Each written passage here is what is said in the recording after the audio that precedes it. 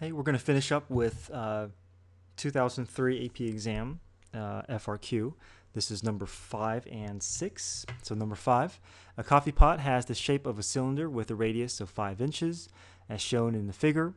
Let h be the depth of the coffee in the pot, as measured in inches, where h is a function of time, t, measured in seconds. The volume v of coffee is in the pot is changing at a rate of negative 5 pi root h cubic inches per second. The volume of a cylinder is given by v is equal to pi r squared h. Part A, show that dh over dt is equal to negative root h over 5. Okay. Before we get started with part A, just wanted to point out a couple of things with this diagram. This is not a cone, okay, this is a cylinder, and because it's a cylinder, okay, let's try to visualize what happens with the radius as water or coffee is being, the coffee level is changing over the course of this problem. Okay, so no matter where the water level is, the radius of that water level is never going to change. Okay, it's not like the cone where the water level's radius is changing because of the V shape of our of the object. But here, radius is constant. No matter where the water level is, that radius is not changing. The only thing that is changing is the height. The height is the variable that is continually changing depending on how much coffee is in the pot. Okay. So for part A, we're trying to show that dh over dt is equal to negative root h over 5. So we talked about how radius is constant. So radius is not changing throughout the entire problem. So anywhere we see r, we can replace that with 5 because that's not changing over time. There's no need for us to hold on to a variable if there's no chance of it ever changing. So we take the volume formula for our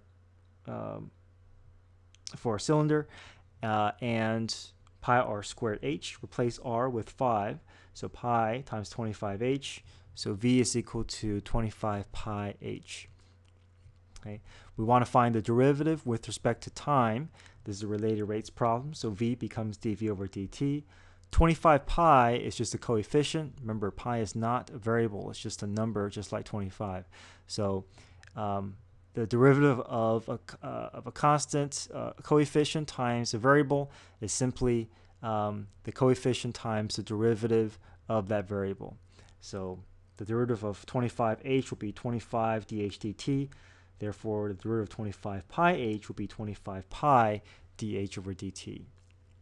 Okay. So we're one step closer to showing that this is a true statement. So we want to solve for dh dt. So divide both sides by 25 pi. But first, we know what dv over dt is, right? They say in the problem the volume is changing at a rate. So volume is changing. So this is talking about dv over dt. So we know dv over dt is negative 5 pi root h. So I'm going to plug this in for dv over dt. Okay, so the only variable that's left that we're trying to solve for is dh over dt. Okay, we want to hold on to the h because we want to try to get it down to look like this. So divide both sides by 25 pi. And once we do that, we see that we can cancel out the pi's. The 5 and 25 reduces to be negative 1/5. So we have negative 1/5 times root h, and this matches exactly with what we're looking for from part A. Okay, part B, given that h equals 17 at time t equals 0, solve the differential equation. dh over dt is equal to negative root h over 5 for h as a function of t. So we're given an ordered pair here. H of 0 is equal to 17. At 0, the height is 17 inches. And we want to solve for h. So we're going to separate the variables. So let's walk through this process together. dh over dt is equal to negative root h over 5. So separate the variables. I'm going to divide both sides by root h. multiply both sides by dt. So I'm going to have the h's on the left, everything else on the right. I'm also going to keep that negative on the right side as well. Okay. Now I take the integral of both sides. Okay. Now the integral of any variable in the denominator, I have to find a way to move it up to the top. Root h, I have to go through power rule. So bring this up to the top as h to the negative 1/2. A equals negative 1/5 dt. So h to the negative 1/2, we go through the power rule, we get h to the 1/2 over 1/2. The right side is also power rule, negative 1/5 t plus c. And we simplify this to be 2 root h is equal to negative 1/5 t plus c. I'm going to go ahead and find the c value at this point. Now you can choose to solve for h and then find the c value, but I'm just going to go ahead and just solve for the c value here. So h gets replaced with 17. The t value gets replaced with 0. So I'm plugging this order pair in for h and in for t so I can solve for c because I want to find my specific equation. So 2 root 17 is equal to, this goes to 0, plus c, so therefore c is equal to 2 root 17. I plug it back in. And then now I'm going to try to solve for h. So divide both sides by 2. I get negative 1/10 t plus root 17. Take the square root of both sides, and we're going to get quantity squared negative 1/10 t plus root 17. Okay, squared. Okay, so that's part B. Part C, at what time is the coffee pot empty?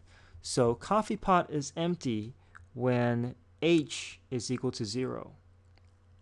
Right, that's the height of our coffee pot. So when the height of the coffee pot reaches 0, then that means we're not going to have any coffee left in the container. So if I want to find out time when the coffee pot is empty, I just need to plug 0 in for h and solve for t. And if we look, we have that formula given to us from what we found from part B. If I replace 0 for h and I solve for t, then I can figure out how long it takes before the coffee pot's level is at 0. So replace 0 in for h. I'm going to solve this equation. I'm going to take the square root of both sides, or get rid of the square, and I get negative 1/10 t plus root 17. Subtract both sides by negative root 17. Multiply both sides by negative 10.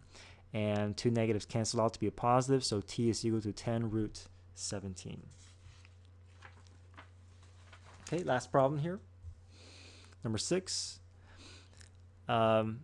Let f be the function defined by the piecewise function, root x plus 1 between 0 and 3, 5 minus x for x values between 3 and 5. So for part A, is our function continuous at x equals 3? Now, if I want to test continuity, I also want to test if the limit first exists, right?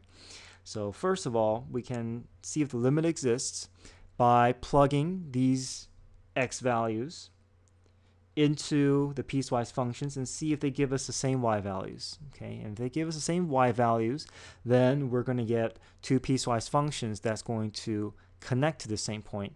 And once it connects to the same point, then we can decide whether that point exists, whether it's a hole or whether it is a closed circle. And then we can determine whether our function is continuous or not. So we want these piecewise functions to connect at 3, right? Because that is where the potential break may be in our piecewise function. So plug 3 in for x. And this first one will give me root 3 plus 1, which is root 4, which is equal to 2. For the second piecewise function, plug 3 in for x. 5 minus 3 is 2. I'm going to get the same y values, so I know that my limit is going to exist. My graph is going to connect to the same y value. Now we should make sure that our graph is closed for that point. So since f of 3 is equal to root 3 plus 1 is equal to 2, meaning that we see this is less than or equal to, so the point actually exists at 2. So that less than or equal to provides the continuity on top of the limit being existing. So our point exists. Our function is continuous at x equals 3 because our limit exists where our point exists. So we have a continuous function with no breaks in the graph. Part B, find the average value of f of x on the closed interval. So average value theorem, 1 over b minus a, definite integral of f of x dx. So we're trying to get to this portion, 1 over 5 times definite integral from 0 to 5 of f of x dx. However, we have to split this up into two parts because the definite integral from 0 to 5 of f of x spans across two piecewise functions. So there's a portion that is from 0 to 3. There's a second portion that's from 3 to 5. So we need to split this up into two separate definite integrals. So the first definite integral is from 0 to 3 for the function root x plus 1. The second is for 5 minus x. We should have to go through power rule for both. So for the first one, power rule raised to initially is raised to the 1/2. Then we raise to the 3/2 divided by 3/2, which is 2/3. Plug in our upper and lower bounds. Same thing with 5 minus x becomes 5x, go through power rule. 5x minus x squared over 2, plug in our upper and lower bound. It's tedious. We have to go through plugging in this by hand because this is a non-calculator portion. And once we do that, we have all these values that have been combined together. We get 14 over 3 plus 20, and that gives us 20 over 3. And we don't want to forget, we're trying to find the average value, so we still have to multiply by 1/5. I believe that you can leave your answer in this form. You don't have to simplify all the way, and you'll still get complete credit for that problem. Okay, for part C, suppose the function g is defined by the piecewise function, where k and m are constants. Okay, so we're going to treat them as constants. If g is differentiable at x equals 3, what are the values of k and m? Now, we have to pay attention to this word here. This word differentiable is going to help us decide what steps we can take to solve for eventually k and m. So because this function is differentiable, we know that their derivatives must be consistent with each other at the point. Otherwise, we're not going to get a smooth curve. So that means we can set their derivatives to equal to each other at x equals 3. And because these two piecewise function is differentiable, then it is also assumed or implied that this graph is also continuous, right? You can't have a smooth curve with it not being continuous. So just by saying that it's differentiable, we know we can take two actions. We can set their derivatives equal to each other. We can also set their piecewise functions equal to each other. So if we take those steps, set their equations equal to each other, set their derivatives equal to each other. So if I set their functions equal to each other, I know that these two functions, they must be continuous at x equals 3. So plug 3 in for x, and I can simplify this down to 2k is equal to 3m plus 2. Okay, we still have two variables. We can't solve this yet, but we still have another set of equations that we have to work through. So we can also set their derivatives equal to each other because they tell us that that these two piecewise functions are differentiable at x equals 3. So the derivative for k root x plus 1 is simply k times 1/2, x plus 1 to the negative 1/2. We go through chain rule times 1, and then mx plus 2, the derivative of mx is simply m, and then the 2 is a constant, so that goes away. And then we can replace x with 3. And once we do that, we get 2 times root 4, which is 2 times 2, so k over 4 equals m. 4m is equal to k. So we have this equation, we have this equation. Plug 4m in for k. We get 8m is equal to 3m plus 2. Now we have simple equation that we can solve for m. M is simply 5m is equal to 2, so therefore m is equal to 2/5. And because m is equal to 2/5, we can plug 2/5 in for m times 4, and we're going to get k is equal to 8/5.